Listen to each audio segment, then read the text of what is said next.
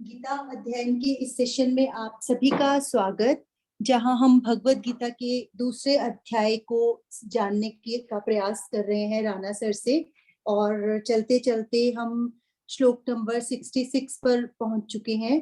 पिछले श्लोकों में हमने क्रोध के बारे में जाना और फिर ये भी जाना कि इंद्रियों को वश में करना है या इस संसार में रहते हुए यदि हमें परमात्मा की महसूसता हो जाए या हम उनसे जुड़ जाएं तो किस तरह से हम बाकी अपनी भावनाओं पर भी नियंत्रण रख सकते हैं। कहते हैं कि हमारे ऋषि मुनि साइकोलॉजिस्ट से कम नहीं थे, उन्हें पता था कि किस किस तरह की समस्याएं आ सकती हैं और हर एंगल से उन्होंने लाइफ को देखा होगा या देखने का प्रयास किया होगा और हर तरह की सिचुएशन से बचने के लिए हमें भगवत गीता में कोई ना कोई रास्ता जरूर मिल रहा है। तो सर को प्रणाम और निवेदन कि आज की चर्चा की शुरुआत करें।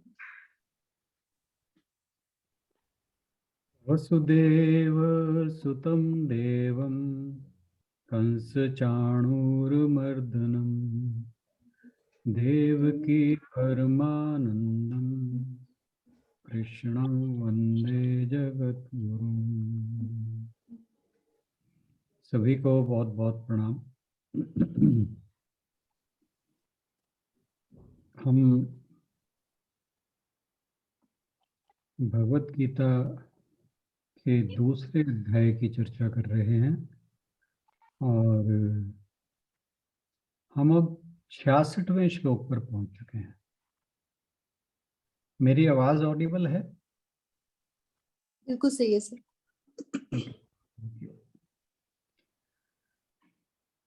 पिछले जो 4 श्लोक थे, असल में अब जो श्लोक चल रहे हैं, अगर आपको ध्यान होगा, अर्जुन ने 4 प्रश्न किए थे भगवान से। किसके बारे में? स्थित प्रज्ञ के बारे में, कि उसके क्या लक्षण है, कैसे बोलता है, कैसे व्यवहार करता है और कैसे चलता है। भगवान जी उसके प्रश्नों के उत्तर देते आ रहे हैं और संदर्भ जो है वो स्थित प्रज्ञ का ही है। उसी के बारे में इन श्लोकों में, जो 72वें श्लोक तक ये अध्याय गया है, ये बाकी के श्लोक में उसी के ऊपर चर्चा हो रही है कि जब एक व्यक्ति कर्मयोग और ज्ञान योग इन दोनों से संपन्न हो जाता है, या इन दोनों में से किसी एक पर भी, क्योंकि अंतिम लक्ष्य तो ज्ञान ही है। तो जो कर्म योग के थ्रू चलते हैं वो थोड़े व्यवहारिक मनुष्य रहते हैं, और जो ज्ञान योग के पथ पर चलते हैं वो, उनका उद्देश्य सिर्फ ज्ञान को किस प्रकार प्राप्त किया जाए, आत्मा संबंधी ज्ञान को किस प्रकार प्राप्त किया जाए, जिसे सांख्य योग के द्वारा भगवान जी ने बताया। तो उसके बारे में ही जो ये चर्चा चल रही है कि जो व्यक्ति उन दोनों योग या किसी एक योग से संपन्न हो जाता है, जिसे भगवान जी ने कहा कि वो स्थित प्रज्ञ हो जाता है। मेरे ख्याल 61वें या 60वें श्लोक में कहा था। तो फिर नहीं, उससे पहले कहा था। तो उन्हीं प्रश्नों के, स्थित प्रज्ञ के बारे में भगवान जी ये एक एक करके सभी प्रश्नों के उत्तर दे रहे हैं। अब जो प्रश्न चल रहा है वो चल रहा है कि किम वर्जेत, कि किस प्रकार वो व्यवहार करता है, किस प्रकार चलता है संसार में, संसार में किस प्रकार वो विचरण करता है, आचरण करता है। तो भगवान जी ने हमें बताया कि एक तो जो अभी लेटेस्ट कंटेक्स्ट चल रहा है वो दो श्लोक नंबर 62 से 62, 63, 64, 65। तो 62, 63 में बताया कि मनुष्य के जो आध्यात्मिक पथ पर चल रहा है उसके उसका अगर पतन होता है तो किस प्रकार होता है, उसके 8 उन्होंने स्टेप्स बताए कि अगर इनको ध्यान ना रखा जाए तो आदमी, वह व्यक्ति जो आध्यात्मिक पथ पर चल रहा है वो उस पथ से च्युत हो जाता है, यानी वो उस पथ से डिग जाता है, जिसे हम अपनी सामान्य भाषा में प्रयोग करते हैं। तो फिर बताया कि जो फिर 64वां और 65वां श्लोक था कि अगर व्यक्ति इंद्रियों पर विजय प्राप्त कर ले तो फिर मन को संयम करके उसे भगवत प्रसाद की प्राप्ति हो जाती है। और वो भगवत प्रसाद जो है वो कोई जो हम नॉर्मल पार्लेंस में यूज करते हैं वर्ड प्रसाद का, खाने पीने की कोई चीज, ऐसी चीज नहीं है। वो प्रसाद है हर परिस्थिति में शांत और प्रसन्न रहना, यही भगवान का प्रसाद है।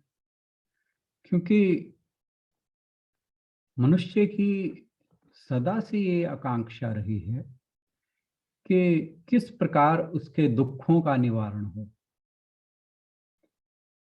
क्योंकि सुख तो आदमी प्रसन्नता पूर्वक झेलता है, झेलता क्या है, वो तो एंजॉय करता है, परंतु दुखों को झेलना उसके लिए असह्य हो जाता है।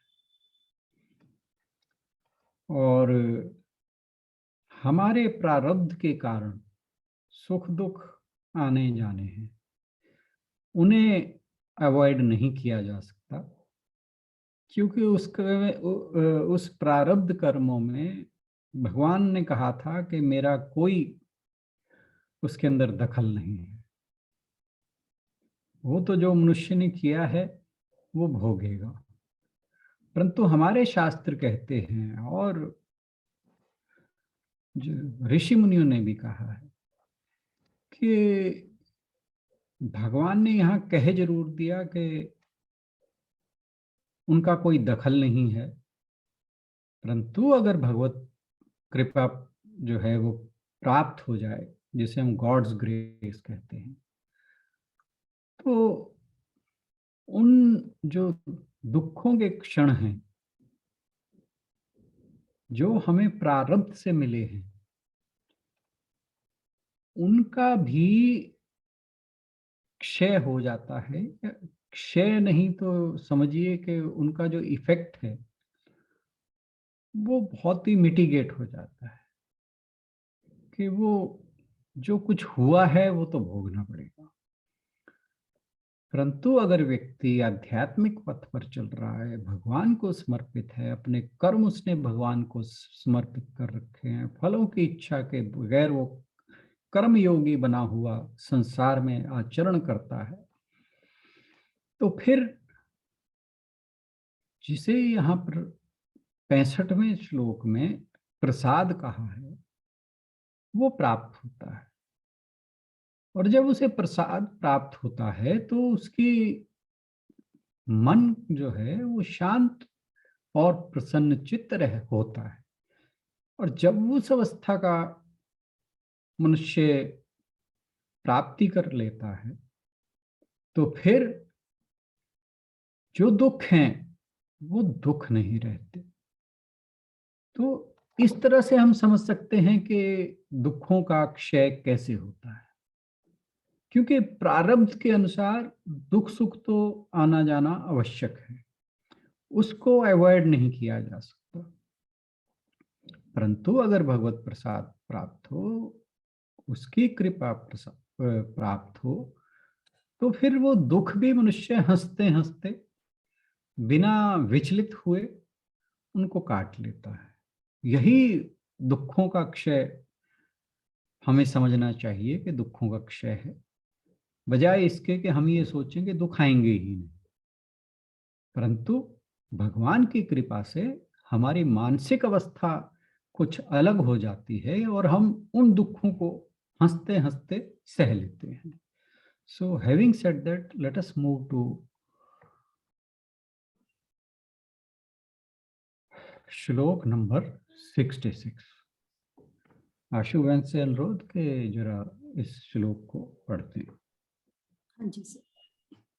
नास्ति बुद्धिरयुक्तस्य न चायुक्तस्य भावना न चाभावयतः शांति रशान्तस्य कुतः सुखम. इसमें बुद्धि रयुक्तस्य, बुद्धि और अयुक्तस्य भी कह सकते हैं, और जब संधि करके बोलेंगे तो इकट्ठा बुद्धि रयुक्तस्य.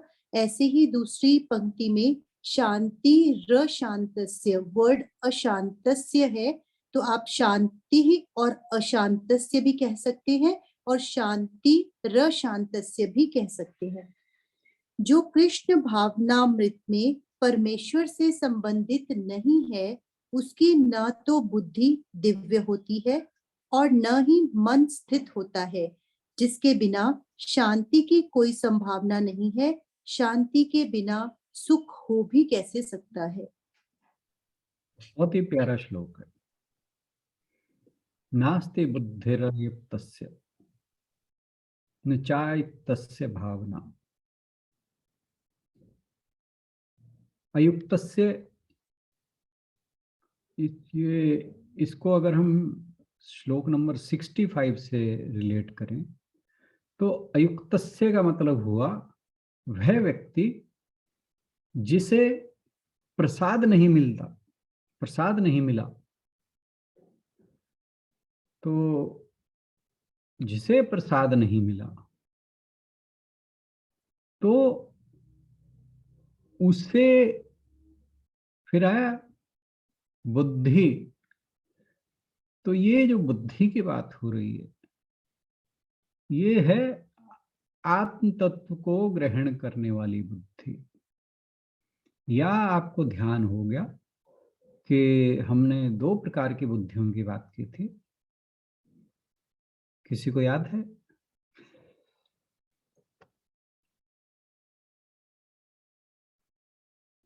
एनीबॉडी?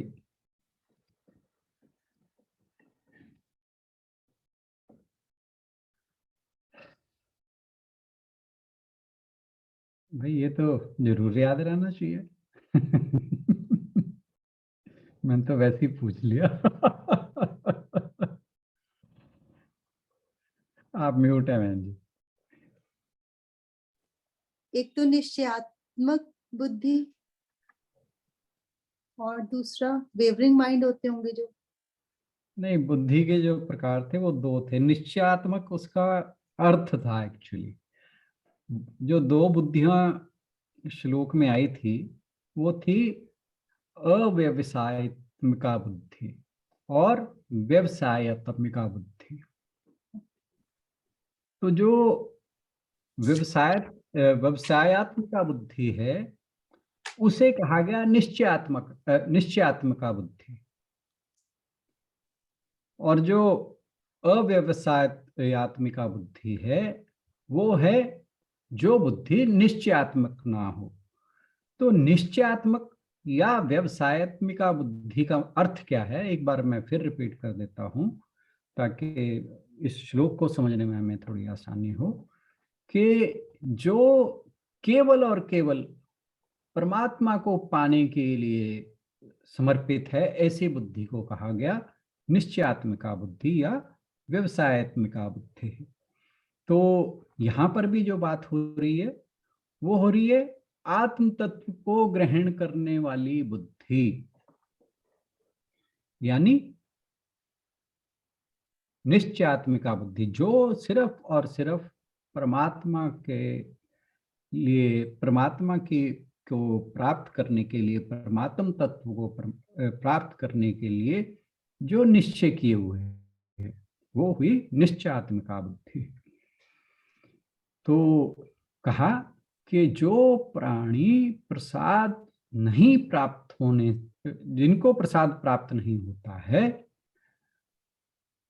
उन्हें आत्म तत्व ग्रहण करने वाली बुद्धि न अस्ति।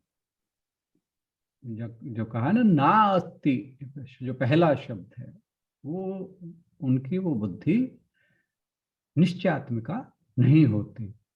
तथा ऐसे अयुक्तस्य,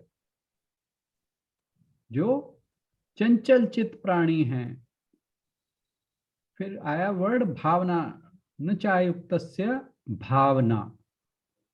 तो पहले तो कहा कि जो अयुक्तस्य हैं उनको वो निश्चयात्मिका बुद्धि नहीं मिलती, और फिर ये जो दूसरा हिस्सा है आधे श्लोक का, न चायुक्तस्य भावना, कि ना ही उनके अंतःकरण में आत्म तत्व को प्राप्त करने की भावना ही रहती है।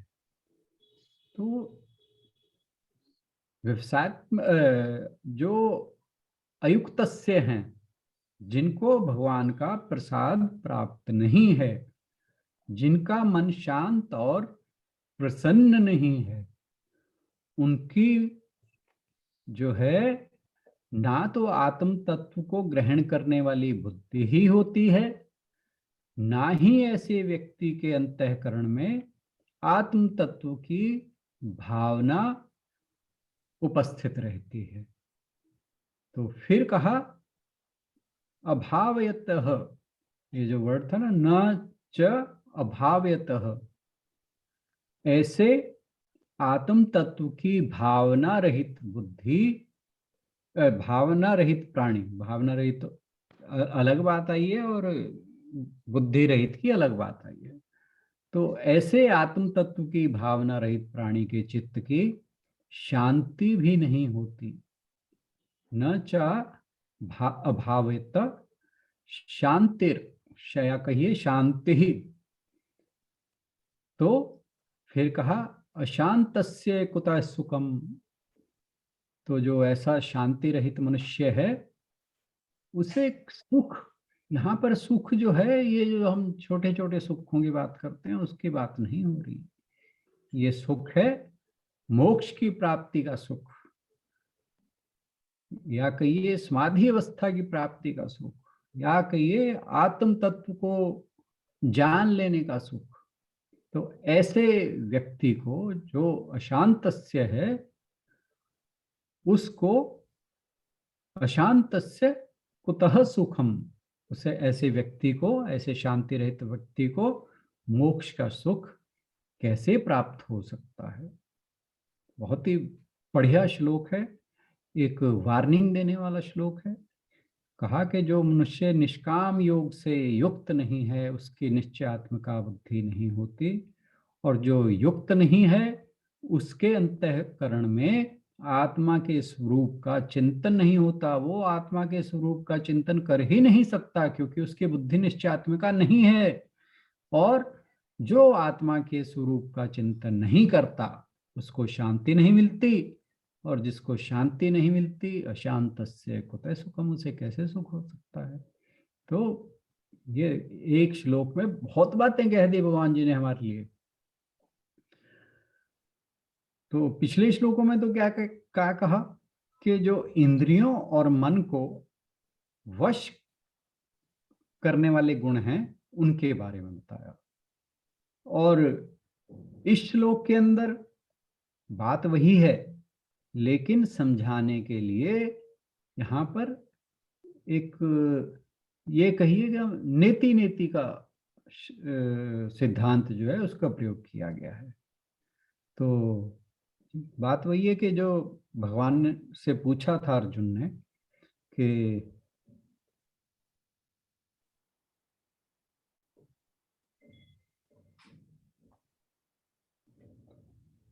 प्राणी के, जो प्रसाद रहित प्राणी है, उसकी कैसे दुर्दशा होती है। तो यही बात बता रहे हैं कि ऐसे व्यक्ति को ब्रह्मकार बुद्धि नहीं प्राप्त होती, या निश्चयात्मिका बुद्धि प्राप्त नहीं होती। तो क्यों? क्योंकि ऐसा व्यक्ति राग द्वेष से रहित नहीं होता। विषयों में लिप्त रहता है। तो जो व्यक्ति विषयों में लिप्त रहेगा तो फिर उसकी निश्चयात्मिका बुद्धि हो ही नहीं सकती। तो जब निश्चयात्मिका बुद्धि नहीं होगी तो फिर एक प्रोसेस बताई भगवान जी ने, फिर किस किस चीज से वंचित हो जाएगा कि एक तो उसका मन जो है वो आत्म तत्व को जानने में नहीं लगेगा, और जब वो आत्म तत्व को जानने के लिए चिंतन नहीं करता तो फिर उसे शांति नहीं मिलती। तो यही जो बातें हैं भगवान जी ने श्लोक में कही हैं। तो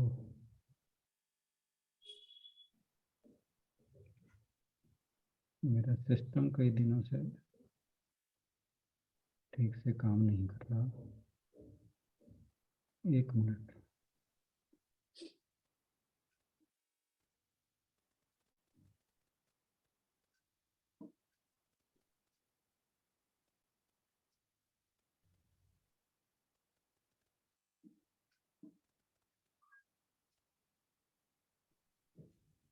वैसे श्लोक समझ तो आ गया होगा।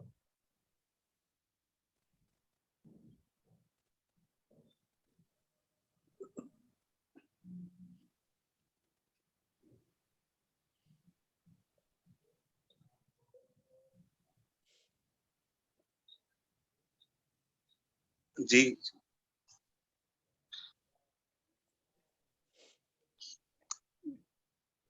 कोई चलिए कुछ फिर कहना चाहे? हाँ, इस पे चर्चा कर लेते हैं।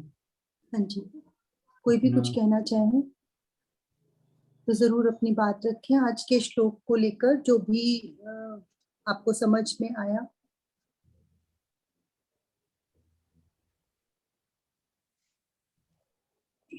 इस पाठक कुछ कहना चाह रहे हैं?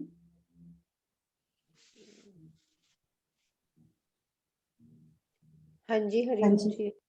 हरिओम जी।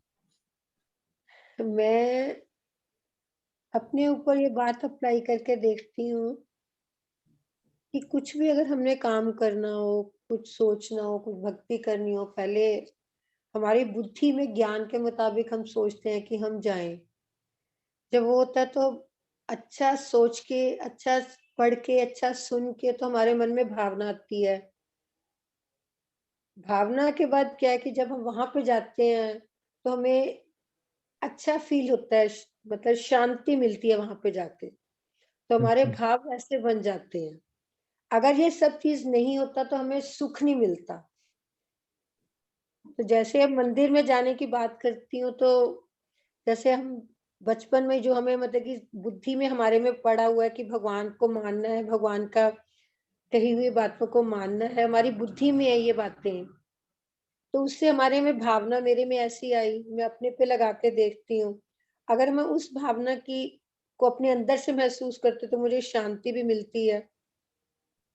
तो इस शायद श्लोक में यही चीज कही गई है। मेरे को पता नहीं अपने ऊपर ये लगा कि शायद मतलब कि मैं ऐसा करती हूँ तो मुझे अच्छा लगता है।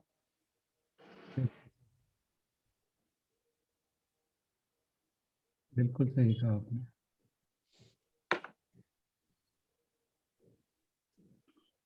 कोई और?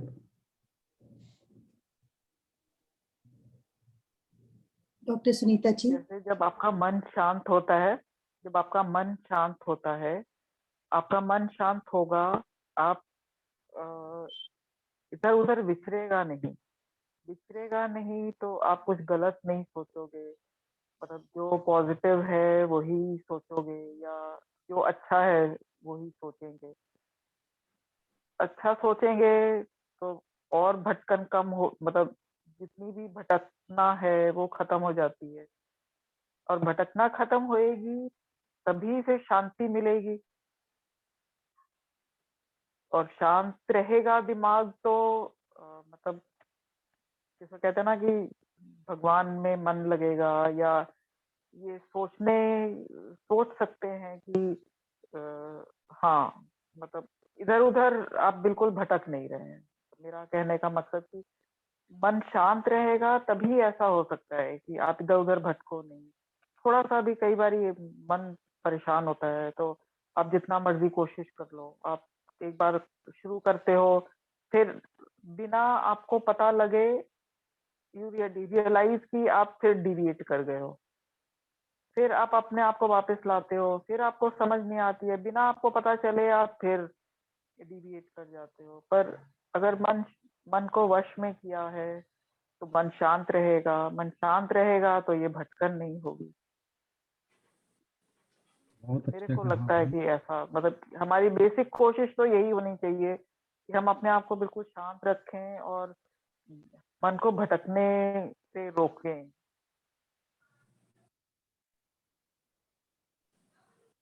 बिल्कुल सही। एक्चुअली वही है कि एक ट्रेन ऑफ थॉट्स बनती है। आप एक चीज से शुरू होते हो तो फिर वो बढ़िया बढ़िया बढ़िया होता चला जाता है। बट जहाँ थोड़ा सा मन भटका, जिसे भगवान जी ने 62वें और 63वें श्लोक में बताया कि कैसे एक गलत चेन बनती है, और फिर बाद में बताया कि कैसे एक अच्छी चेन बनती है। तो ये डिपेंड तो हमारे ऊपर ही करता है कि हम अपनी जो चेन या ट्रेन ऑफ थॉट्स है वो किस दिशा में चलाते हैं। अगर वो बहिर्मुखी होगी, विषयों की ओर, विषयों का चिंतन करेगी, ध्यायतो विषयान पुंसः, तो जहां मन ने विषयों का चिंतन शुरू कर दिया तो फिर वो जो उसमें लास्ट स्टेप है, बुद्धि नाशो प्रणश्यति, तो पहला तो स्टार्ट तो वहीं से होता है, ध्यायतो विषयान पुंसः। और जब विषयों में ध्यान जाएगा तो नेचुरल है कि हमारी बुद्धि विचलित है, तभी हम विषयों की ओर भाग रहे हैं। मन शांत है तो ऑटोमेटिकली शांति तो देखो तभी मिलेगी। शांति हमें छोटे छोटे जो अचीवमेंट्स हैं उनसे नहीं मिलती, यानी विषयों की जो हमारी इच्छाएं हैं उनको प्राप्त कर लेने से कभी शांति नहीं मिलती। उसे जो कहा गया है, उसे कहा गया है क्षणिक सुख। तो क्षणिक सुख वो कुछ क्षणों के लिए रहता है। वो क्षण जो हैं वो कुछ मिनट, घंटे, दिन, सप्ताह, महीने, हालांकि इतने लंबे चलता नहीं है ये मैंने कुछ ज़्यादा ही कह दिया, बट हो सकता है कि कोई बात हो जो इतना लंबा हमें, बट वो कभी भी कंसिस्टेंट नहीं रहती। जिसे हम नेवर एंडिंग सुख कहा है, वो एटर्नल कहा है, एटर्नल पीस, वो नहीं होती। तो वो इसीलिए उन्हें क्षण ही यही होता कहा है है। कि हाँ जी, वो तो यही होता है ना कि अच्छा ये तो काम हो गया, अब आगे की सोचो। ये हाँ, काम तो हो गया, ये तो अभी बचा हुआ है। मतलब बिल्कुल बिल्कुल। आपका एक एक चीज हमेशा बची ही होती है, ऐसा कभी हाँ, होता ही नहीं है कि आपका पूरा का पूरा काम एक हो गया। श्लोक में आई थी ये बात अगर आप उस कि लाइन पे मन में, सोचें, अगर हम उस लाइन पे सोचें, हाँ हाँ हाँ हाँ, अदरवाइज तो हम ये सोच सकते हैं कि चलो ये हो गया तो अब ठीक है, आगे की फिर देखते हैं। हमें एक लाइन कहीं ऑफ पे थॉट हम ले श्लोक में, आएंगे तभी होगा। किसी श्लोक में ये बात आई थी कि जब हम विषयों की प्राप्ति की ओर, भोगों की ओर हम चलते हैं तो उसका कारण है कि हमारे मन में, हमारे हृदय में अभी भी कुछ अभाव है, किसी चीज का अभाव है। अभाव का मतलब है we have yet to gain something, and that feeling continues throughout. जब हम विषयों में लगेंगे तो वो जो फीलिंग है वो कभी जाती ही नहीं है। वो अभाव आपके मन में, हमारे मन में हमेशा बना रहता है। तो हालांकि हम धीरे धीरे कुछ ना कुछ प्राप्त करते हैं, अचीव करते हैं, कुछ ना कुछ पाते रहते हैं, परंतु वो अभाव की स्थिति नहीं जाती। लेकिन जब, जिसे कहा, मैं ये जो लास्ट का यहाँ पर बात आई थी, अशांतस्य कुतः सुखम, तो मैं इसको थोड़ा सा मॉडिफाई कर दूं कि शांतस्य सर्वदा सुखम। तो जो शांत है उसे हमेशा सुख रहेगा ही रहेगा। तो जब हमारा मन संतुष्ट हो जाएगा, उसे पता लग जाएगा कि जिन चीज़ों के पीछे मैं भाग रहा हूँ उनसे मुझे शांति नहीं मिलती, और वो एक एटर्नल पीस की खोज में लग जाएगा, तो उसे वो पूरी तरह ना भी मिले, थोड़ी थोड़ा मन शांत होना था। जैसे हम सभी इस ग्रुप के लोग हैं, तो कहीं ना कहीं ये रियलाइजेशन तो हो ही गई है कि नहीं, कुछ है जो हमें थोड़ा ज़्यादा सुख देता है, जो सुख हमारे मन में ज़्यादा बने समय के लिए बना रहता है। आप ये देखिए, जब हम 1 घंटा यहाँ पर अपना समय गुजारते हैं ग्रुप के अंदर, ये सुख कितना स्थायी है। ये चाहे 1 घंटे का ही सही, परंतु ये एक स्थायी सुख है। और जबकि जो हमारे सांसारिक जीवन है, जब हम उधर रहते हैं, तो कहीं ना कहीं हर बात में अभाव झलकता रहता है। तो यही उस अशांतस्य कुतः सुखम की बात है, और वही जो है बात है भगवत प्रसाद की बात है, जो 65वें श्लोक आया था। जब वो प्रसाद प्राप्त हो जाता है, फिर जो है वो सुख, चाहे वो प्रसाद की मात्रा अभी कम हो, धीरे धीरे बढ़ेगी, परंतु वो हमें शांति की ओर तो ले जाती है। इसमें कोई भी संदेह का कारण नहीं है। जी, बहुत अच्छा कहा आपने। कोई और कुछ कहना चाहे? अभी 2-4 मिनट हैं हमारे पास। हाँ जी, कोई और कुछ कहना चाहे तो जरूर। सर, मीन्स यहाँ पर निश्चयात्मक बुद्धि, जैसे हम सोचते हैं कि जो सोच लिया वो करके दिखाना है, वो वाली बुद्धि नहीं है। यस यस यस, मतलब वो निश्चय तो है, लेकिन निश्चय ये नहीं है कि मुझे ये काम करना है। निश्चय हमारा परम शांति को पाने का है, कि उसके लिए फिर हमें चाहे कुछ भी करना पड़े।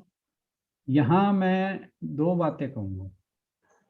ये मैंने जब ये श्लोक आया था तब, जब ये निश्चयात्मिका बुद्धि का विषय चल रहा था, कि अगर एक स्टूडेंट की बात की जाए तो उसके लिए निश्चयात्मिका बुद्धि कुछ और है। जब, क्योंकि निश्चयात्मिका बुद्धि तो हमें संसार में जो हमारे एम है, जैसे कि कोई मान लीजिए एक व्यक्ति कोई बिजनेस एस्टेब्लिश करता है, उसे है कि भी मैंने जो है अपने व्यापार को इस स्तर तक लेके जाना है, या कोई बच्चा है वो एक एम कर रहा है कि मैंने ये बनना है, या ये एग्ज़ाम पास करना है, मैंने आईआईटी में जाना है, मैंने आईएएस क्लियर करना है, या व्हाटएवर जो भी हो, तो उसके लिए भी निश्चयात्मिका बुद्धि चाहिए। परंतु निश्चयात्मिका बुद्धि का आध्यात्मिक पथ पर चलते हुए मात्र एक मतलब है, वो है मोक्ष की प्राप्ति, अपने स्वरूप को, आत्म स्वरूप को जानने का लक्ष्य, या ये कहिए कि आत्म साक्षात्कार। ये तो इनको हम 2 तरह से समझ सकते हैं, एक जो वर्ल्डली पार्लेंस के अंदर, एक स्पिरिचुअल पार्लेंस के अंदर। तो वहां पर भी सक्सीड होने के लिए हमें निश्चयात्मिका बुद्धि चाहिए। आपने देखा होगा बहुत से बच्चे जो हैं काफी इंटेलिजेंट होते हैं, बट उनका एक फोकस नहीं होता, और वो बहुत कुछ जो अचीव कर सकते थे वो नहीं कर पाते। तो ये तो होगी वर्ल्डली पार्लेंस की बात। और जो हमारा आध्यात्मिक विषय है उसके अंदर बात हुई कि भगवत प्राप्ति की इच्छा, मोक्ष प्राप्ति की इच्छा, अपने स्वरूप को जानने की इच्छा, वो निश्चयात्मिका यहाँ पर जो व्यवसायत्मक बुद्धि का बात है वो यहाँ पर इस तरह से कही गई है। I hope it is clear.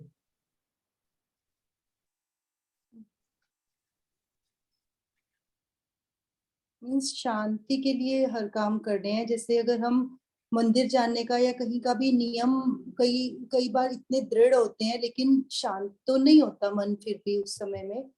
तो एक तो ये होता है कि चाहे कुछ भी हो जाए, मुझे मंदिर जाना ही जाना है, चाहे कैसी भी परिस्थिति हो। तो बात वो भी लगन ठीक होता है की कई बार तो सब है। ऐसे। लगन किस प्रकार की है? बहुत से लोग मैंने देखे हैं कि उन्होंने सोच रखा है, जब भी मंदिर बहुत बार जाते हैं तो कुछ लोगों का एक निश्चय होता है कि भाई मंदिर जाना है, चाहे मतलब बला टालनी है, जाना भी जरूर है, और ये कि बस फटाफट करो किसी भी तरह से, मतलब उनके लिए एक वो रिचुअल समझ लीजिए। वो ये कभी उनके मन में नहीं होता कि मुझे भगवान के लिए कुछ करना है। मतलब माइंड स्थिर नहीं है बहुत से लोग, मैं सबकी बात नहीं करता, बट जो काफी लोग हैं, चाहे कोई गुरुद्वारे जाता है, कोई मंदिर जाता है, कोई मस्जिद जाता है, कोई चर्च जाता है, सभी हैं तो सभी धार्मिक, परंतु सभी स्पिरिचुअल हैं। इसके लिए हमें थोड़ा सा माइंड जो है रिजर्व रखना ये ना चाहिए। एक लोगों का मेनली रूटीन बना हुआ है। ये यस हमने यस एक यस। अपना रूटीन बना लिया कि हमने ये उठ के, अब कल परसों शिवरात्रि थी, मेरे को हर जगह की फोटोज देखो, आपने देखी होंगी, लाइनें लगी हुई हैं, उसमें क्या श्रद्धा है? कोई श्रद्धा नहीं है उसमें। बिल्कुल आप सही वहां है। पे सारा दिन एक वो हाथ में सिर्फ दूध चढ़ाना है, आपका मकसद वहां पूजा करने कोई नहीं गया है। बिल्कुल पूरा टाइम वहां लाइन में खड़े होके उनकी दुनिया जहान की डिस्कशन थी, वहां से निकलने के बाद भी उनकी यही डिस्कशन रहेगी। उनका मकसद सिर्फ ये था कि शिवरात्रि वाले दिन हमने वहां जाके दूध चढ़ाना है, और शायद उसी से भगवान खुश हो जाएंगे। तो जब वहां पे हम इस तरह सारा बना लेते हैं ना, सारा उसका एम कोई जो है ना फायदा नहीं है। वो वो एक, भगवान को खुश करने का। हाँ हाँ जी, वो हम सोचते हैं कि हम भगवान को खुश कर लेंगे, हम भाई इतनी देर लाइन में खड़े होके हमने ये काम किया, बट वो चीज नहीं है। मतलब वो श्रद्धा नहीं है वो, पर वो मतलब इट इज मिस्टेकन फॉर श्रद्धा। उनको मालूम ही बिल्कुल नहीं है कि श्रद्धा क्या चीज है, या वो रूटीन क्या है, या वो मेरी खुशी उससे है कि नहीं है। ये बिल्कुल। उनको पता नहीं है, मतलब उनको समझ नहीं है इस चीज की। और हम लोग भी जो हमने ये पहले रूटीन बना, अब हमने ये पढ़ना शुरू किया, हमने समझना शुरू किया। इससे पहले हम भी यही करते थे, मंदिर जरूर जाना है, मंदिर में इतना टाइम जरूर लगाना चाहिए, हमें पाठ जरूर करना चाहिए। वो पाठ तो हमने कर लिया, पाठ से हमें क्या समझ आया?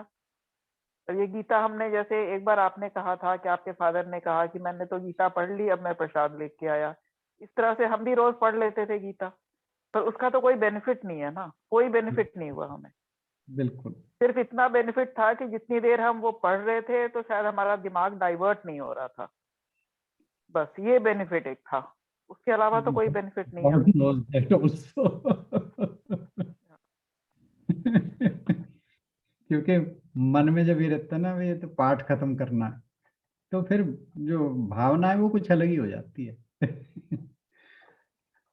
वो मीन्स भावना हम दो रीजन से वो खत्म करने की जैसे होती कोई है, भी पाठ की नहीं होती है, खत्म करने की होती है। एग्जैक्टली मीन्स कोई भी काम करते हैं, जैसे गुप्ता जी को मैं कहती होती थी कि आप लोग बहुत, मतलब वो भी बहुत जाते हैं, मतलब उनको तो है कि, तो मैंने इनसे एक बार पूछा, मैंने कहा कि मेरे बहुत सारे फ्रेंड सर्कल में हैं ऐसे लोग जो जाते हैं। कहते हैं और कोई बात नहीं है आशु जी, वो डरपोक होते हैं, उन्हें डर लगता है इसलिए वो जाते हैं मंदिर में। उन्हें लगता एक है खास बात है कि वो जो भी बात मन में होती है ना वो साफ कहते हैं। हाँ वो कह देते होते थे। तो ये वही चीज वही मतलब में दो रीजन है हर काम के, एक तो हम डर से करते हैं या हम प्यार से करते हैं। या तो हम, अगर हम प्यार से कर रहे हैं कि नहीं हमारी ड्यूटी है, हमें भगवान जी के लिए वो करना है, फिर तो मेरे ख्याल से वो निश्चयात्मक बुद्धि वाली बात बिल्कुल सही हुई। लेकिन अगर हम वो सिर्फ डर से जा रहे हैं कि नहीं जाएंगे तो हमारा कोई काम रुक जाएगा, तो थोड़ा सा है, तो वो भी ठीक है, क्योंकि भगवान जी ने कहा था किसी भी उससे आए मेरे चारों भगत प्यारे, तो मुझे सारे ही होते हैं।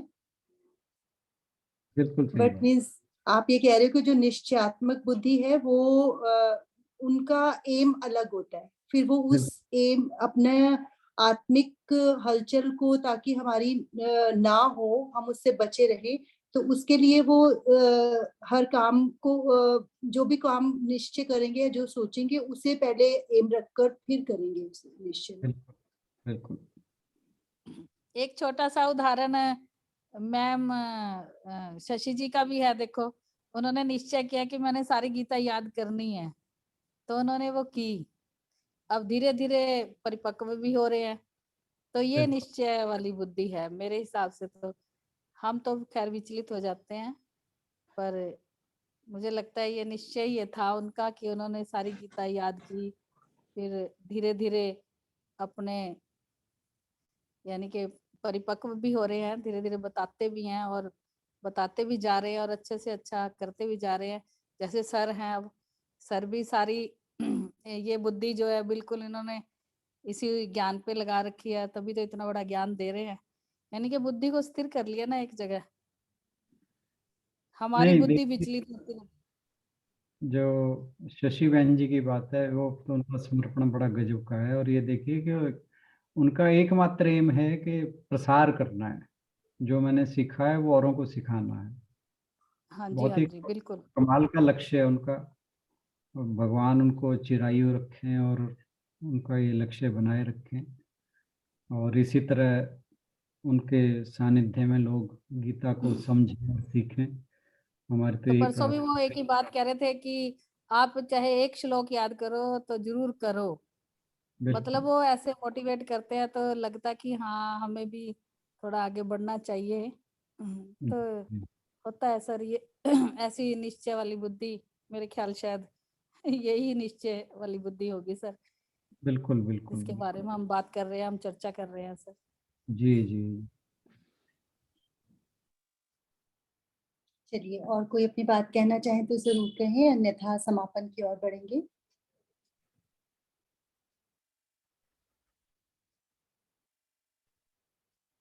अच्छी रही आज की चर्चा। कोई और इसमें कंट्रीब्यूट करना चाहे तो अच्छा लगेगा। हाँ जी, नमस्कार जी सबको। नमस्कार। बस निश्चय के ऊपर तो हम भी निश्चय तो हम भी कर बैठे हैं। गीता पढ़ के भी हम भी याद करके छोड़ेंगे। अध्याय तो एक याद कर लिया, बाकी भी सोचते भी करके छोड़ेंगे। निश्चय कर लिया बस हमने भी। बहुत अच्छे। हाँ जी, आपका भी निश्चय ये भी किया, भी आपका भी हमने सुनना ही सुनना है। इतने टाइम पे हमने आना है, और आपका जो भी आप बोलते हो सुनाते हो बड़ा अच्छा लगता है। तो हम तो टाइम पर सुनना ही सुनना है, ये भी हमने निश्चय कर रखा है बस। अब तो ये अगर कायम रहे तो बहुत बढ़िया है, बिल्कुल बिल्कुल। जिंदगी जब सुधर आप जाएगी हमारी भी। जब आदमी शुभ संकल्प करता है तो भगवान उसका पूरा साथ देते हैं, ऐसी बात नहीं है। हाँ जी, पहले सोच रहे थे हमें याद नहीं होगा कोई भी, ऐसे मतलब इग्नोर कर दिया था, पर अब मैंने सोच लिया, निश्चय कर लिया भी, हाँ हम तो याद करके ही छोड़ेंगे, देख ही जाएगा जो होगा। अब तो बस एक एक एक चीज मैं लगे आपको रहते हैं बताऊं, टाइम पर। जो मेडिकल पार्लेंस में, हालांकि मेरी बात को सुनीता बहन जी जो हैं वो ज़्यादा अच्छे से बता पाएंगी, परंतु मैं एक बात जरूर कहूँगा कि हम जिस उम्र के पड़ाव पर हैं, यहाँ पर अगर हम श्लोकों को याद करना सीख जाते हैं, हमारी श्रद्धा संकल्प जो है वो श्लोक याद करने की है, तो मैं आपको एक चीज की तो गारंटी देता हूँ, आप 2-3 बीमारियों से जरूर बचे रहेंगे। अच्छा जी। हाँ, ये पक्की बात है। बुढ़ापे में या जिस एज से हम गुजर रहे हैं, इसके बाद से जो टाइम आने वाला है, उसके हाँ जी, अंदर सबसे बड़ी समस्या जो होती है वो भूलने की होती है, हाँ मेमोरी जी, हाँ लॉस। जी। बिल्कुल। और जो व्यक्ति अपने दिमाग को, अपने मस्तिष्क को यूज में रखता है, कुछ नया जानने की चेष्टा करता रहता है, उसको पार्किंसन डिजीज कभी नहीं होगी, उसे शिजोफ्रेनिया कभी नहीं होगा। ये मैंने मेडिकल रिसर्च के पेपर्स पढ़े हैं, उनके अंदर आई ये बात। हालांकि ये कितनी सही है ये बहन जी, सुनीता बहन जी बताएंगे। उनसे आग्रह करूंगा वो इस पे बात पे कुछ प्रकाश डालें। हालांकि हमारे पास समय बहुत कम फिर भी है। अलर्ट रहने से तो ये चीजें हम अवॉइड कर ही सकते हैं। अगर हम मेंटली अलर्ट रहते हैं और मतलब याद कर रहे हैं, इसका मतलब कि हम मेंटली अलर्ट है, मेंटल एक्सरसाइज हम कर रहे हैं, बिल्कुल तो बिल्कुल। उससे फर्क तो पड़ता ही है, फर्क तो हाँ पड़ता ही है। बिल्कुल। ये अलग बात है कि अब मेरे को बाकी चीजें याद नहीं रहती हैं, फिर मैं अपने आप को समझाती हूँ कोई बात नहीं, श्लोक तो याद रहता है ना कम से कम। अगर श्लोक याद है तो फिर बाकी चीजें भी ठीक ही होगा। बिल्कुल बिल्कुल बिल्कुल। आप तो लिविंग एग्जाम्पल। बाकी चीजें भूलने लग गई हैं, तो मेरे को लगता है कि ओहो फिर भूल गया, फिर भूल गया। फिर या पर ये फिर भी अपने आप अच्छा को मैं है समझा लेती हूँ, चलो कोई कि बात नहीं, जो लोग तो याद याद कर कर रहा लिया है था। वो याद नहीं रहा है। अच्छी बात ये है, वो हाँ ये चीजें बात है, भूलती जाए कोई फर्क ये नहीं बात है, पड़ता। भूल तो कोई हम फर्क नहीं संसार में पड़ता। होते रहे, है ना। और भगवान की बातें याद रहे, इससे अच्छी और बुढ़ापा के लिए और कुछ है ही नहीं इसके लिए बढ़िया इससे, है कि ही हम नहीं। सांसारिक बातों को बस भूलें यही और मैं अपने आप भगवान। को समझा लेती हूँ फिर। बिल्कुल बिल्कुल बिल्कुल, बहुत अच्छे। Thank you.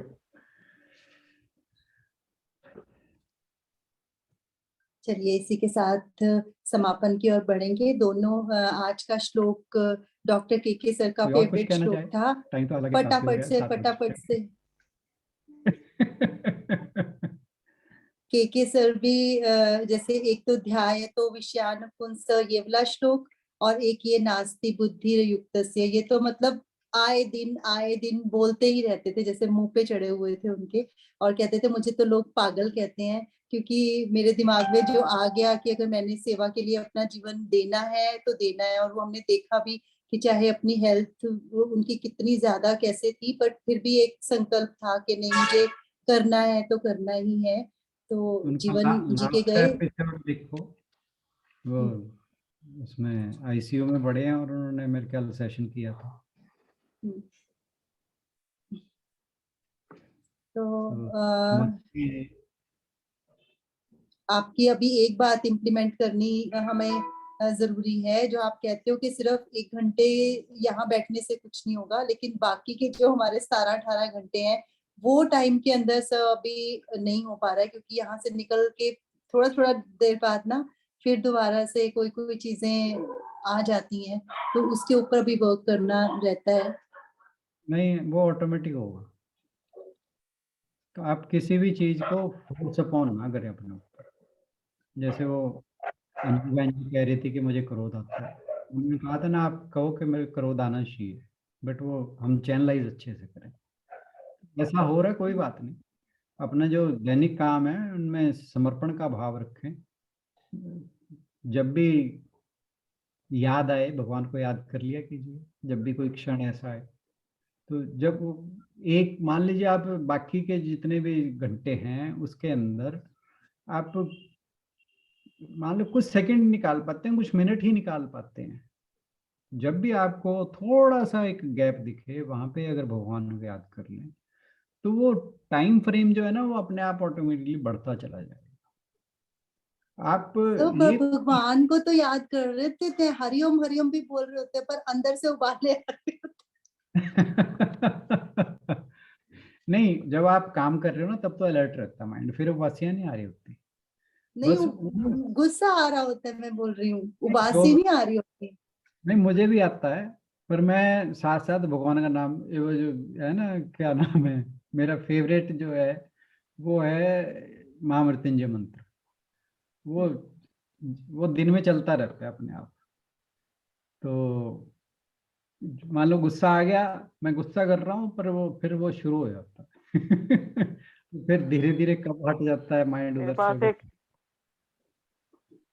मेरे पास ना एक पेशेंट आते थे, वो इस्कॉन फॉलोअर थे। तो जी। उनके हाथ में या तो उनका वो बैग, वो जो एक वो रखते हैं ना पोटली जिसमें वो अपनी माला रखते हैं, हाँ या हाँ वो हाँ। होती थी, या फिर वो पॉलिथिन, एक पॉलिथिन होता था जिसके अंदर उनकी माला चलती रहती थी।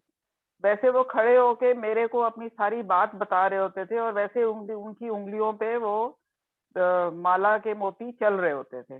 और मैं हम्म। कई बार सोचती थी कि मैं इनको बोलूं कि आप या तो ना एक काम कर लो, या तो आप मेरे से बात कर लो या फिर आप भगवान जी को याद कर लो। भाई दोनों काम इकट्ठे तो हो नहीं सकते। फॉर अ मोमेंट आप या तो भगवान जी को रोक दो या मेरे को रोक दो।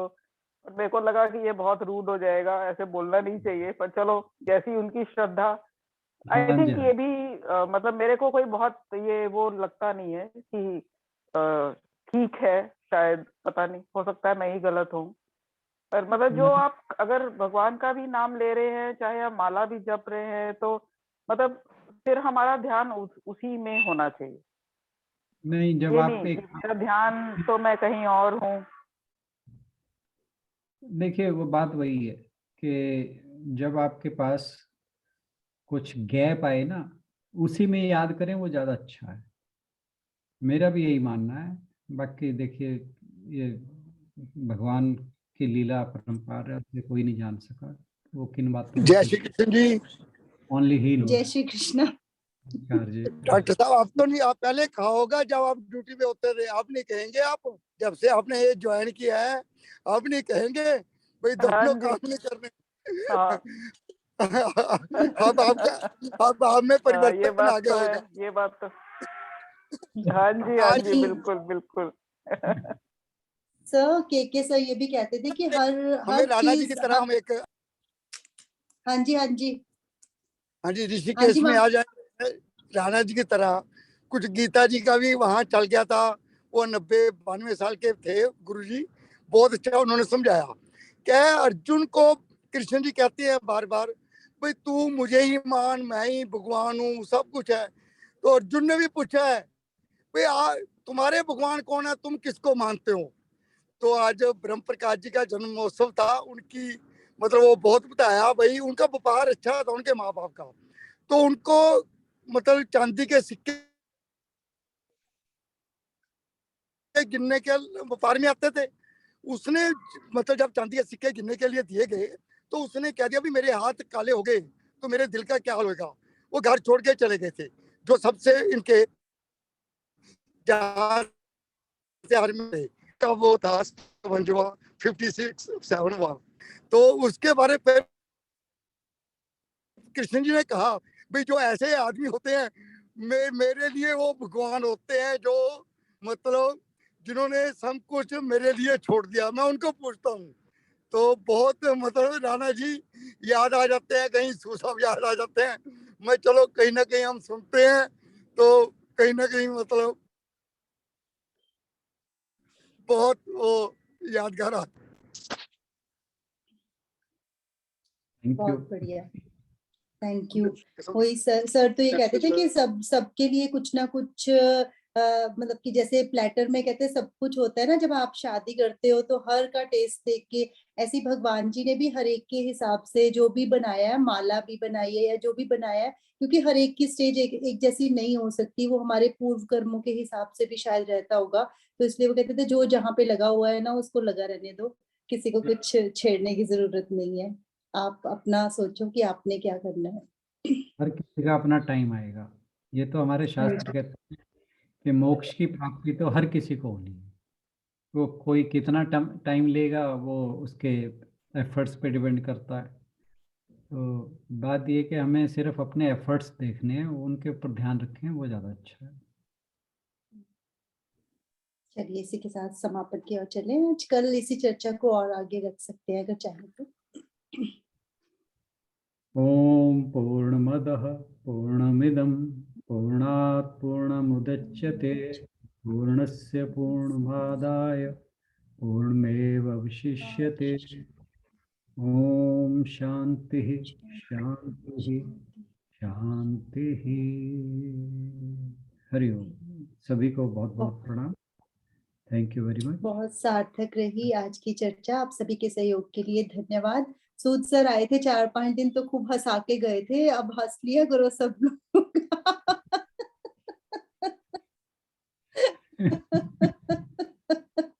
हम सीरियस डिस्कशन में ज्यादा हो जाते हैं। एक्सरसाइज समझ के कर दिया करें सब लोग। बिल्कुल। चलिए चलिए, जी, थैंक यू बहुत सो बहुत मच। प्रणाम। Thank you everybody. for this wonderful discussion and session. Thank you very much.